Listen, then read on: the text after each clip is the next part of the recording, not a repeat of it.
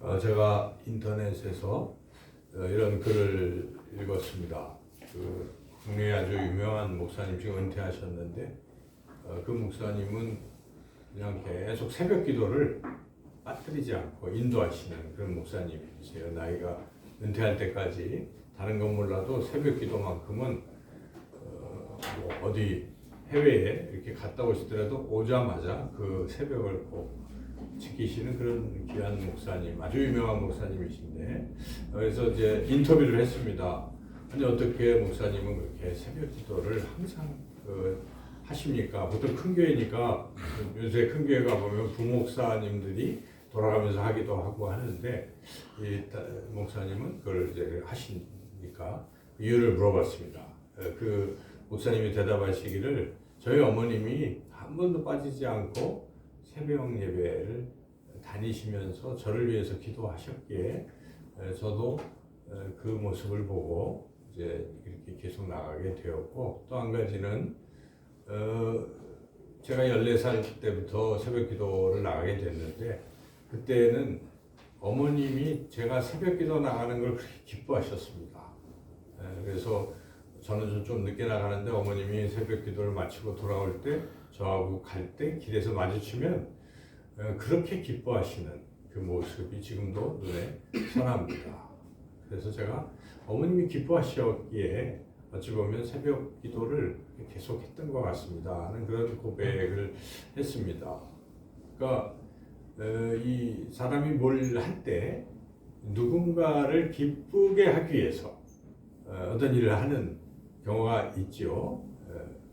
오늘 이번 주 금요일이었나요? 그 목사님 스티브 목사님 영어로 되어 있는데 그분이 이제 입양아죠. 한국 입양아 장로님이신데 그 장로님이 이제 미국의 그 나사 이쪽에 항공우주국에서 아주 연구를 오랫동안 하시고 은퇴를 하신 분이신데 그분이 이제 어릴 때 고아 아닌 고아가 됐습니다. 5살 때쯤 동생하고 둘이 남동생하고 있는데 그 아버지가 알코올 중독인지라 그냥 날마다 엄마를 때리고 맨날 때리고 하니까 맞다 엄마가 그냥 가버렸어요. 그래서 그 뒤로는 볼 수가 없었던 거죠. 그러니까 도망을 간 것이죠. 그래서 그냥 아버지랑 사는데 아버지가 자기네들을 혹시 또 때리지는 않을까 맨날 그 공포 속에 있었는데 그 아버지마저 또 사라졌어요. 그래서 그 아버지는 죄를 져가지고 감옥에 간 겁니다.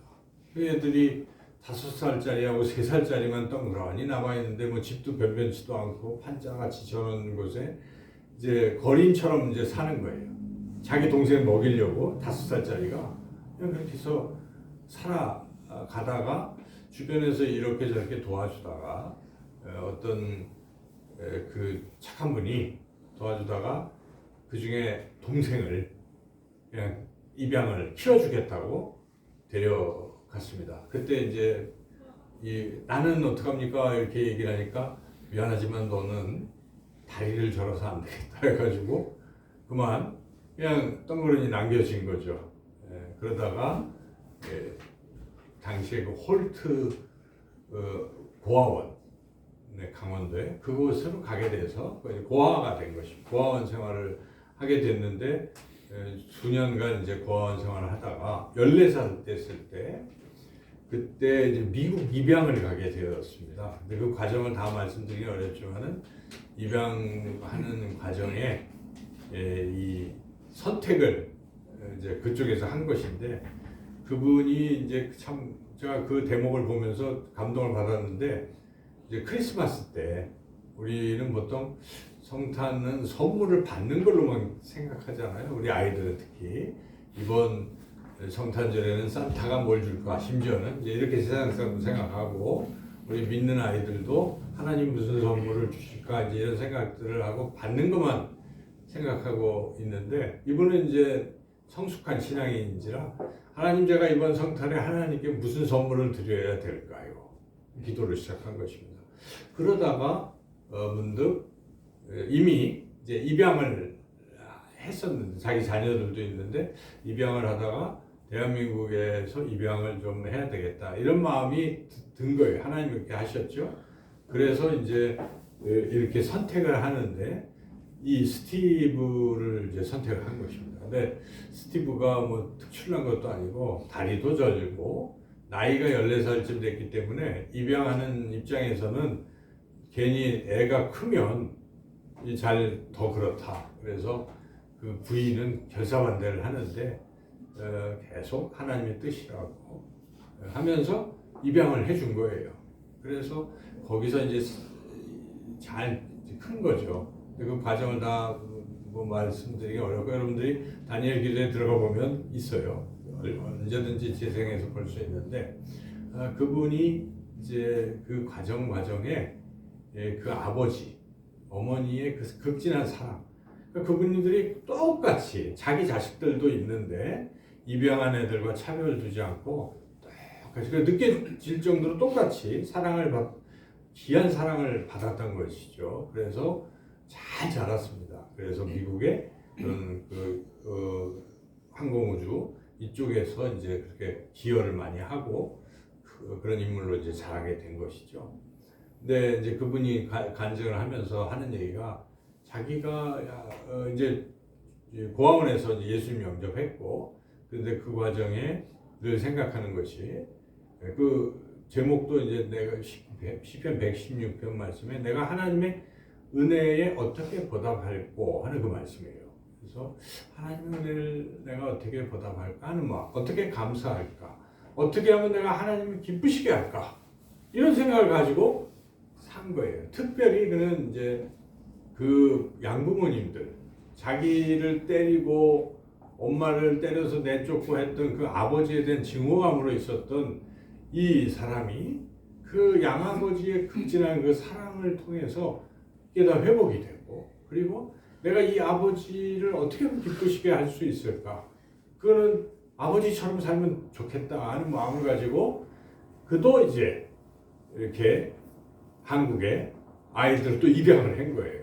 또 자기 자식들이 있는데 입양하고 그리고 우리 가정에서 못하는 이 아이들을 가정을 연결하자 하는 생각을 가지고 한국 입양 무슨 뭐 이런 모임을 만들어 가지고 한국에서 가정별로 연결도 하고 미국 가정도 연결하고 그런 일을 이제 지금도 은퇴하고도 하고 있는 직장 은퇴하고도 하고 계신 그런 분이에요. 그래서 아마 여러분들이 쭉 들으면 재밌기도 하고 은혜가 되는데 이미 은혜 받으셨 분들도 계신데 제가 그 중에 생각하는 게 그분을 그렇게 변화시킨 것은 물론 한 가정 속에서 사랑을 받은 것이고 근데 그가 자기의 이 인생을 하나님이 인도하셨다는 걸 느꼈고 그리고 그 하나님을 내가 기쁘시게 하겠다는 그런 마음이 동인이 돼서 또 부모님을 내가 어떻게 기쁘시게 할까 하는 생각이 있었기 때문에 그 인생을 딴 길로 새지 않고 잘 성공할 수 있었다 하는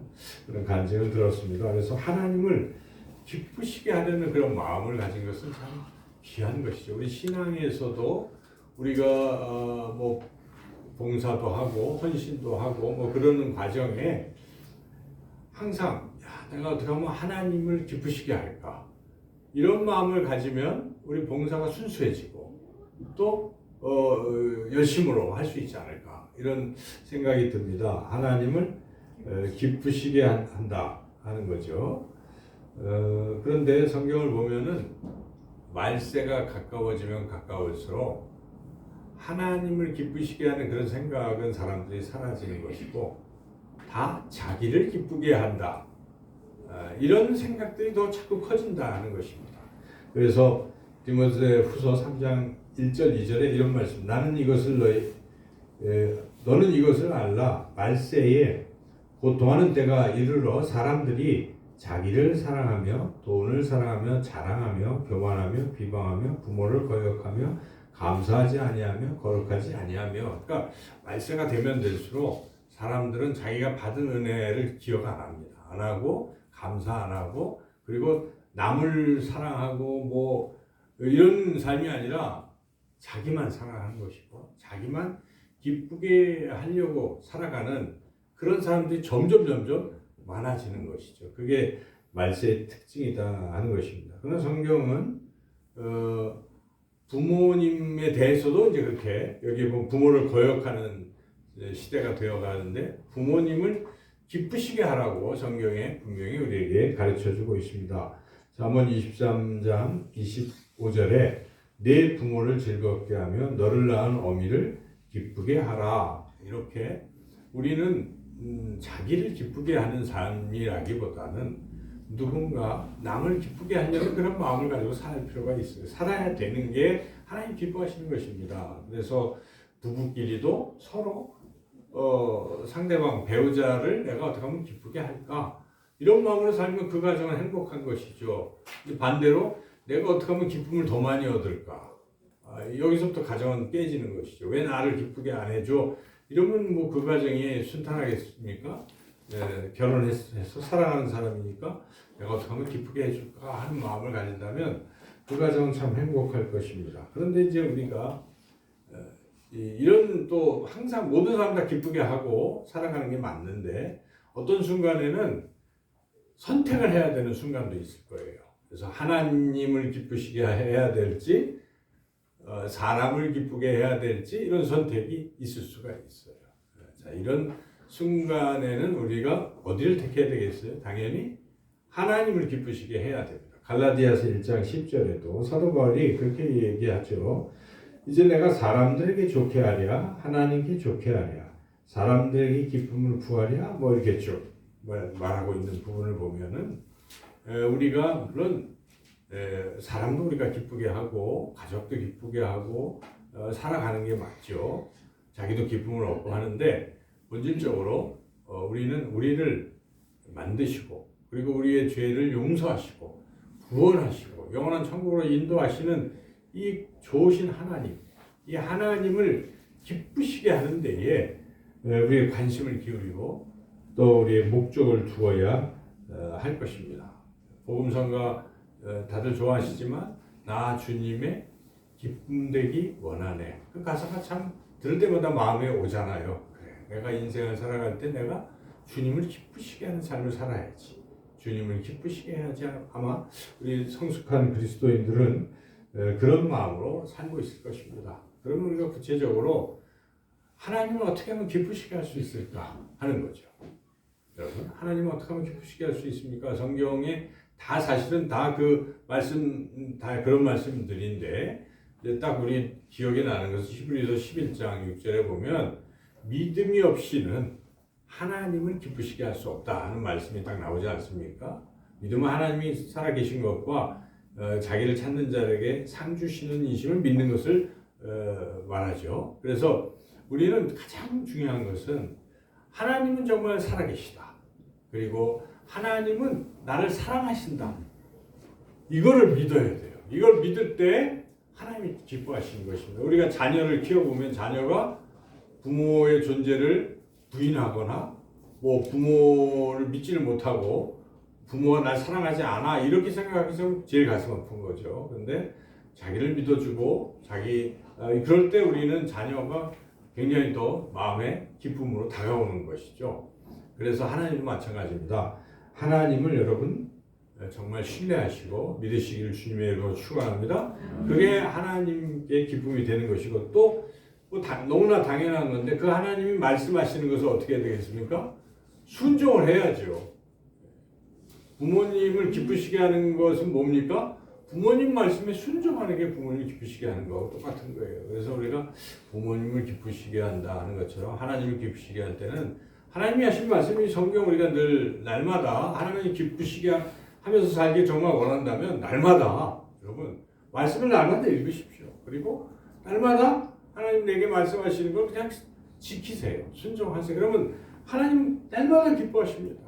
우리의 인생은 하나님 기쁘시게 하는 인생이 되는 거죠. 네, 특별히 오늘 이번 주에 이 성경을 통해서 우리가 어떻게 하면 하나님을 기쁘시게 할까 하는 그런 귀한 깨달음을 얻게 되는데요. 오늘 본문의 시작 부분도 너희들은 이미 하나님을 기쁘시게 하고 있다 이렇게 사도 바울은 데살로니가 성도들에게 이야기를 하고 있어요. 그런데 그거를 계속 또 잘해라 이렇게 얘기하고 있죠. 한번 1절 읽어보겠습니다. 그러므로 형제들아 우리가 끝으로 주 예수 안에서 너희에게 구하고 권면하노니 너희가 마땅히 어떻게 행하며 하나님을 기쁘시게 할 수 있는지를 우리에게 배웠으니 그건 너희가 행하는 바라 더욱 많이 있으라. 우리한테 다 배웠지 않느냐? 근데 그거 지금 하고 있는데 더 계속 하라 이런 얘기죠. 그러니까 이런 권면을 우리에게도 동일하게 주시는 권면이에요. 우리가 말씀을 대할 때는 나에게도 주시는 말씀이기 때문에 그래서 우리가 인생을 살아갈 때는 내가 하나님을 기쁘시게 하는 일을 하고 있다면 이거를 더 힘써서 끊이지 말고 날마다 할 필요가 있다 하는 것이죠.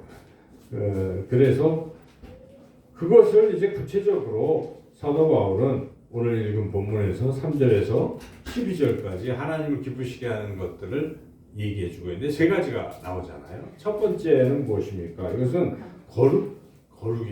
거룩함이라 이런 것이죠. 죄송하지만 저를 따라서 해보시죠. 거룩하라.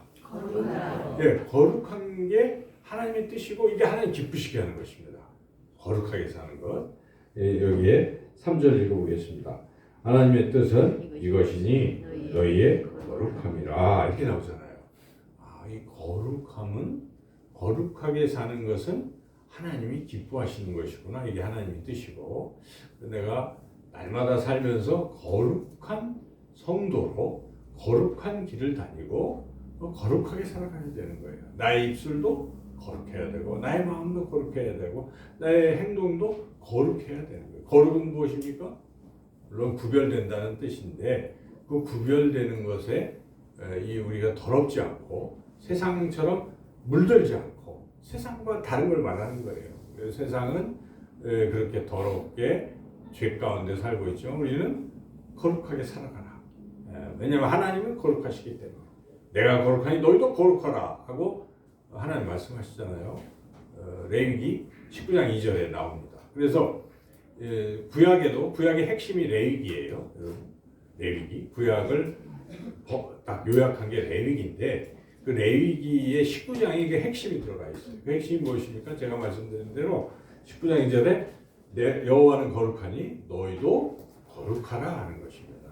그래서 우리가 이 거룩하게 성결하게 살아가는 것 굉장히 중요한 거고 이게 하나님 기쁘시게 하는 것인데 특별히 당시에 이 초대교회 당시에 이 헬라 문화는 성적으로 매우 음란한 그런 시대였어요. 그래서 여러분들이 잘 아는 그리스 로마 신화를 한번 생각해 보면은 거기에 신들이 많이 나오잖아요. 제우스 신도 있고 뭐 많이 나오는데 그들이 그것도 섬겨요. 제우스 상도 만들고 섬기고 있는데 그 신들이 뭘 하는가 그 이야기를 들여다보면 굉장히 음란해요. 그래서 막 강간도 하고 나쁜 짓을 막 이런 음란한 짓을 막 하고 있거든요. 신들이. 그걸 우리가 보는데 그렇다면은 그걸 믿는 당시 사람들은 무슨 생각을 하겠어요? 신들도 이렇게 음란한데 우리쯤이야 하니까 당시에는요 이 음란한 게 죄가 아니에요.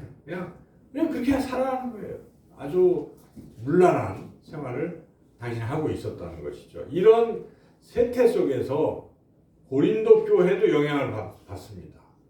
고린도 교회에 심지어 자기 어머니 물론 이제 배달은 어머니겠죠. 어머니와 음란한 짓을 하는 이런 일도 벌어지고 교회 내에. 그래서 바울이 그 소식을 듣고 편지를 써서 그런 자는 쫓아내라 이렇게까지 심하게 얘기를 하죠. 왜냐하면 물드니까.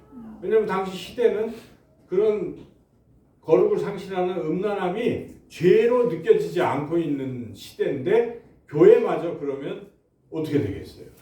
교회. 그래서 바울은 굉장히 준엄하게 이야기하는데 여러분 한번 찾아보시죠. 고린도 전서 5장 1절.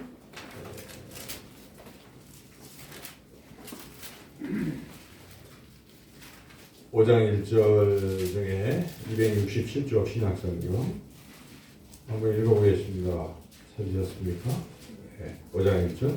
너희 중에 심지어 음행이 있다함을 들으니 그런 음행은 이방인 중에서도 없는 것이나 누가 그 아버지의 아내를 취하였다 하는도다 하면서 묵시 하면서 뒤에 가보면은 그런 자는 아예 쫓아내고 얘기도 하지 말고 뭐 이렇게까지 사도 바울이 뭐 13절로 보세요. 5장 13절 밖에 있는 사람들은 하나님이 심판하시려며 이 악한 사람은 너희 중에서 내쫓으라. 이렇게까지 바울이 하는 이유는 무엇입니까?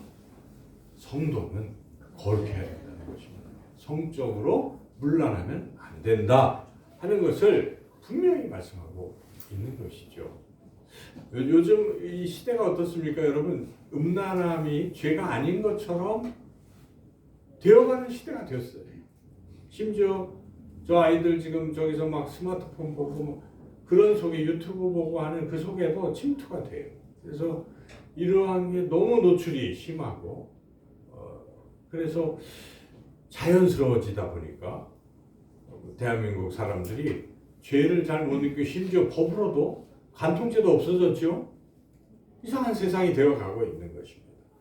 이제는 더 나아가서 같은 성끼리 동성애도 허용하고 동성혼도 우리는 아직 그런 허락 안 하고 이번에 지금 법이 막 그렇게 될까봐 우리 다니엘 기도에도 그거 하지 말게 해달라고 막 기도하고 있지 않습니까, 여러분? 기도해야 되는 거예요. 그거 통과되면 안 되는 거죠. 그러니까 이제 그런 성경에 절대 금하고 있는 거 아니겠습니까? 근데 이러한 일들이 이 세대가 자꾸 그렇게 변질되어 가는 이때에 우리 그리스도인들은 어떻게 살아야 되겠는가? 거룩해야 돼요. 그것은 하나님의 뜻이고 하나님이 가장 기뻐하시는 것이기 때문에 우리 이걸 지켜야 되는 것입니다. 세상이 아무리 그렇게 흘러가도 그리스도인들은 이것을 지켜라. 그럴 때 하나님이 어떻습니까? 기뻐하시는 것이다 하는 것입니다. 첫째, 거룩함. 둘째는 오늘 본문에서 또 그게 이제 계속 그런 거예요. 거기 보면은 3절에 음란을 버리고 4절에 이제 아내를 대할 때 거룩함과 존귀함으로 자기 아내를 대하라 하는 것은 아내만 거룩하게 생각하고 존귀하게 여겨야지 다른 아내를 뭐 탐하거나 그냥 막 이래버리면 이게 안 된다 이런 얘기예요. 오직 아내만이 존귀하다 이런 뜻 아니겠어요? 그리고 5절 하나님을 모르는 이방인과 같이 세욕을 따르지 말고 다 그런 음란을 따르지 말라는 것이고 6절은 이제 이런 것 경고하는 거. 6절 읽어보겠습니다. 일의 분수를 넘어서 형제를 해하지 말라. 이거는 무슨 뜻이냐면 형제의 아내를 탐하는 거예요. 그래서 이걸로 인해서 그 형제가 어떻게 되겠어요? 여러분 가정에 큰 비극이 일어나는 것입니다. 만약에 가정에 뭐 다른 가정을 벗어나서 그런 음란한 일을 벌이면은 무슨 일이 일어납니까? 이혼이 되겠죠. 그리고 그걸 아는 자녀들은 얼마나 고통에 빠지겠어요. 부모님이 그런 식이라면 그렇게 되는 거예요. 그래서 가정을 망치는 거예요. 또 남의 가정도 깨겠죠. 이런 무서운 일들이 일어나기 때문에 하나님께서는 사도 바울을 통해서 당시에 데살로니가 교회에서 그런 일이 일어나면 절대 안 된다 하는 걸 말씀을 하면서 7절에 다시 한번 강조를 합니다. 7절 읽어보겠습니다. 하나님이 우리를 부르심은 부정하게 하심이 아니요 거룩하게 하심이니.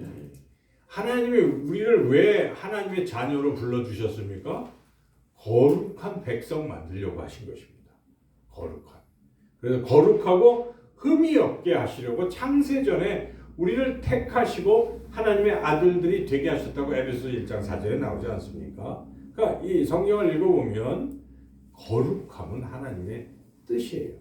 거룩한 백성 만들려고 불러주셨는데 그래서 이 하나밖에 없는 외아들 예수 그리스도를 내어주시기까지 하시면서 그가 모든 죄를 짊어지시고 우리의 죄를 다 사해 주셨는데 그 이후에 이제 마음 놓고 죄 져야 되겠다고 교회 성도들이 음란에 빠진다면 이것은 말이 안 된다 하는 것입니다. 그래서 당시에 데살로니가 교회에 그런 흐름이 들어갈까봐 사도 바울이 이렇게 중요하게 강조하고 말씀하면서 마지막 8절에 한 말씀 더 합니다. 8절 읽어보시죠. 그러므로 저버리는 자는 사람을 저버림이 아니요 너희에게 그의 성령을 주신 하나님을 저버리는 음란한 삶을 살면 뭐 어떻게 된다는 것입니까? 하나님을 저버리는 것이라는 겁니다. 그냥 사람 뭐 아내를 저버리고 할 정도가 아니라 이 일로 인해서 하나님으로부터 끊어지는 거예요. 하나님을 저버리는 것입니다. 그러므로 우리가 이것을 심각하게 생각해야 됩니다. 그래서 이런 음란함 이런 부분은 하나님이 가장 싫어하신다는 것을 우리가 머릿속에 각인을 해야 되는 것이고 우리 신앙의 삶 가운데 우리 자신이 거룩하고 순결한 주의 신부의 그런 백성의 삶을 살아가는 저와 여러분 모두가 되시기를 주님의 이름으로 축원합니다. 두 번째로 하나님을 기쁘시게 하는 삶은 사랑, 형제 사랑, 이웃 사랑인 것이죠. 9절, 10절 같이 한번 읽어보겠습니다. 형제 사랑에 관하여는 너에게 쓸 것이 없음은 너희들 자신이 하나님의 가르치심을 받아 서로 사랑함이라. 내가 온 마게도냐 모든 형제에 대하여 과연 이것을 행하도다. 형제들아 권하노니 더욱 그렇게 행하고. 그러니까 지금 이 데살로니가 교회가 얼마 안 되는 신생 교회인데요. 그 마게도냐에 또 어려운 교회들이 있을 때 막 거기다가 이렇게 지원을 해주고 그렇게 된 것이죠. 자기들도 어려운데 그게 참 아름다운 것이죠. 사랑이 있기 때문에 하는 것입니다. 이웃 사랑, 형제 사랑을 넘어서 하나님은 이웃 사랑까지 하라고 말씀하시는 거예요. 그럼 하나님 기뻐하시는 것이죠. 아까 제가 레위기 말씀 19장 말씀드렸는데 여러분 19장 2절만 읽을 것이 아니라 그 또 핵심이 되는 게 또 하나 있어요. 19장 18절이에요. 19장 18절은 이웃을 네 몸과 같이 사랑하라 이렇게 나옵니다. 그러니까 이웃 사랑이라는 것은 구약의 핵심이라는 것이죠. 거룩함과 이웃 사랑 이 두 가지를 성경은 우리에게 분명히 말씀하고 있습니다. 그래서 예수님께서 질문하는 율법사에게 성경을 두 가지 뭐가 계명이 크냐 할 때 이게 다 두 가지로 요약된다라고 말씀하실 때 하나님을 마음과 정성과 뭘 다해서 사랑하라. 그리고 내 이웃을 내 몸과 같이 사랑하라 하는 이것이니 라고 말씀하고 있습니다. 예수님께서. 그래서 우리 신앙의 이 축이 실천적인 면에서 하나님 사랑하고 이웃 사랑하고 사는 것. 그러므로 이웃 사랑은 그게 하나님의 가장 귀한 뜻이기 때문에 우리가 그것을 실천할 때 하나님이 얼마나 기뻐하시겠어요. 여러분 이웃 사랑을 실천하는 것은 참으로 우리 신앙의 기본이고 아주 중요한 일입니다. 자꾸 다니엘 기도에 얘기해서 또 죄송한데 자꾸 그 생각이 나서 그래요. 제가 들었기 때문에.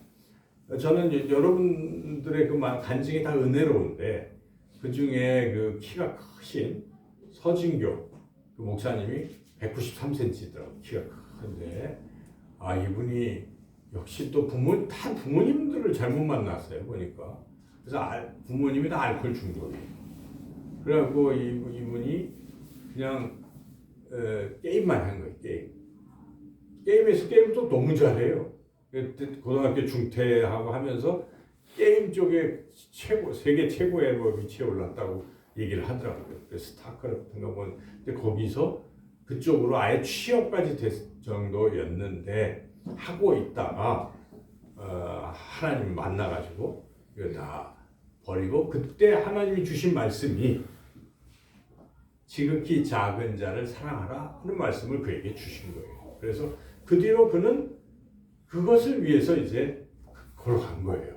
거기에 보면 여러 가지 에피소드들이 있는데 제가 오늘 책을 썼더라고요. 근데 책은 못 읽어봤고 근데 그 목사님이 이제 노숙인 사역부터 시작을 하셨는데 길에서 보니까 노숙인이 추운 겨울에 그냥 홀로 이렇게 있는 거예요. 너무 추워하니까 덮어주고 그리고 이제 그 아내가 자꾸 뭘 나가기만 하면 벗어주고 없어지니까 신신당부를 한 거예요. 여보, 이 목도리는 당신이 키가 193이니까 내가 특별히 큰 거를 고르고 골라서 산 거야. 이제 더 이상 없어. 이것까지 없으면 안 돼 했는데 예외 없이 그날도 그 노숙인이 추위에 떠니까 그렇게 벗어주고 그가 이제 그런 얘기를 했어요. 아, 근데 여기서 고생하지 마시고 교회 가세요. 교회 가면 도움을 줍니다. 근데 그 노숙인의 입에서 나온 말이 이분에게 큰 충격으로 다가왔어요. 교회에서 싫어해요. 교회에서 냄새가 나서 안 받아줘요. 그러니까 한국 교회 실정을 얘기한 거예요. 그래서 이분이 아예 그쪽 사역을 한 거예요.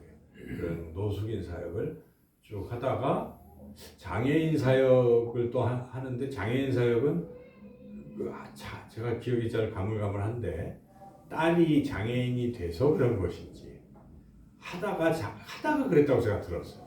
근데 하다가 또 장애인들을 긍휼히 여기는 마음이 있어요. 그래서 장애인 사역을 이렇게 하게 된 거예요. 하다 보니까 자기가 보니까 장애인들 여기 그 이름 뭐죠? 아이고 갑자기 생각이 안 나네요. 부딜 스토어.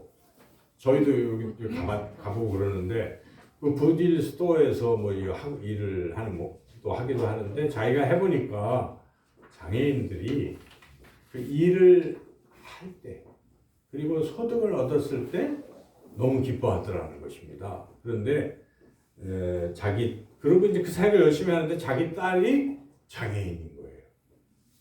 그래서 자폐 플러스 또 뭐 해가지고 그래서 이제 하나님 왜 저에게 왜 이렇게 고난을 주십니까? 라고 또 하면서도 또 깨닫고 그게 하나님이 이 사역을 하라고 하는 뜻인 줄 알고 지금 그 사역을 하면서 그분이 자기 딸을 생각하면서 이런 생각을 한 거예요.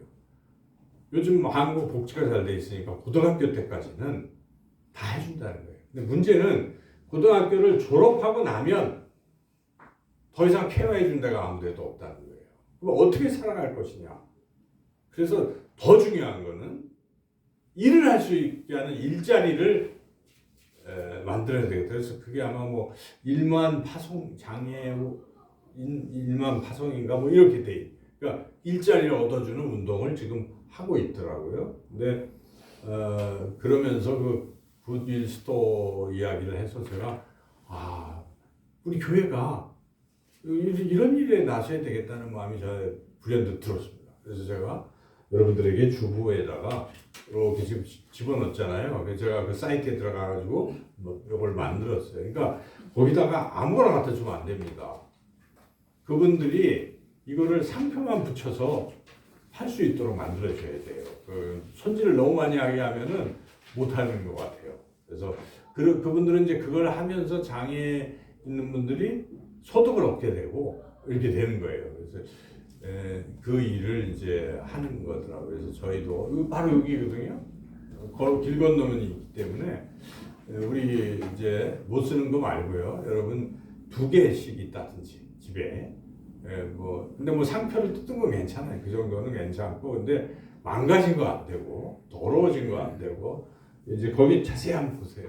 보시고 늘 이거는 좀 집에다가 두시라고 제가 나눠드리는 거예요. 보다가 요거는 되겠다 싶으면 직접 가시든지 아니면 교회로 가져오시면 제가 하겠습니다. 이렇게 해서 이런 일들을 우리가 실천하는 것 굉장히 소중하다.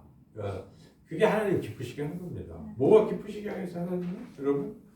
그렇죠. 그래서 이웃사랑의 이런 작은 부분부터 우리 삶 가운데 실천할 때 하나님께서 참으로 기뻐하실 줄로 믿습니다.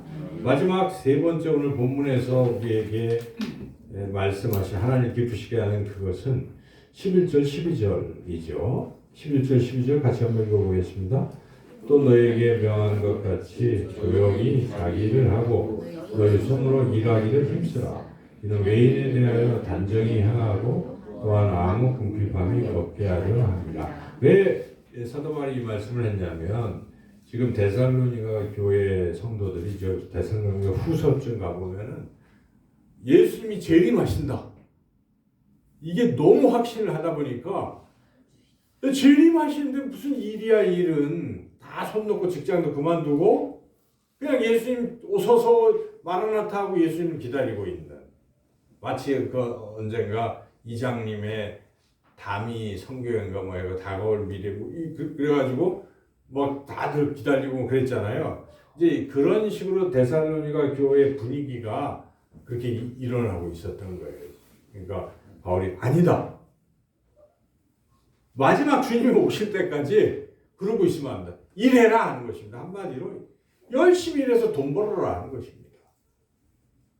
11절에 자기 일을 열심히 손으로 일하기를 힘쓰라. 그래서 다른 사람한테 괜히 해 끼치고 피 입히지 말고 열심히 자력으로 돈을 벌어라. 그래서 벌어서 오히려 이걸 가지고 다른 사람에게 나누고 줄 만큼 버는 것이 그게 귀한 삶이다. 사도가 이걸 분명히 얘기했어요. 하나님이 기뻐하시는 삶은 이런 삶이라 하는 것입니다.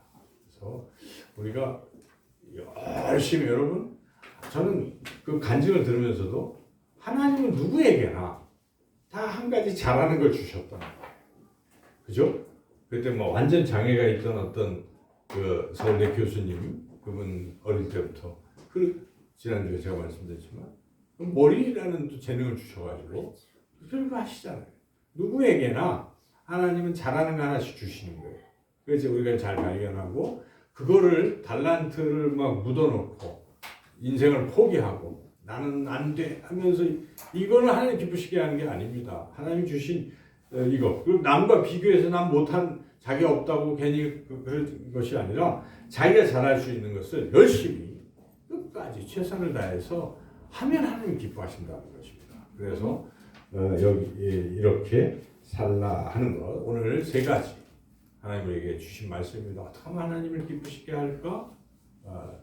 첫째 거룩하게 항상 거룩하게 살자. 그리고 둘째 이웃을 사랑하고 살자. 셋째 열심히 주어진 일에 주신 재능 개발하고 열심히 일해서 다른 사람들에게 패기치지 않고 도리어 넉넉하게 나누는 복된 삶을 살아가시면 하나님께서 기뻐하실 줄로 믿습니다.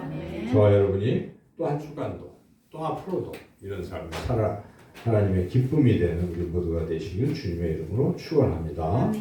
하나님 감사합니다.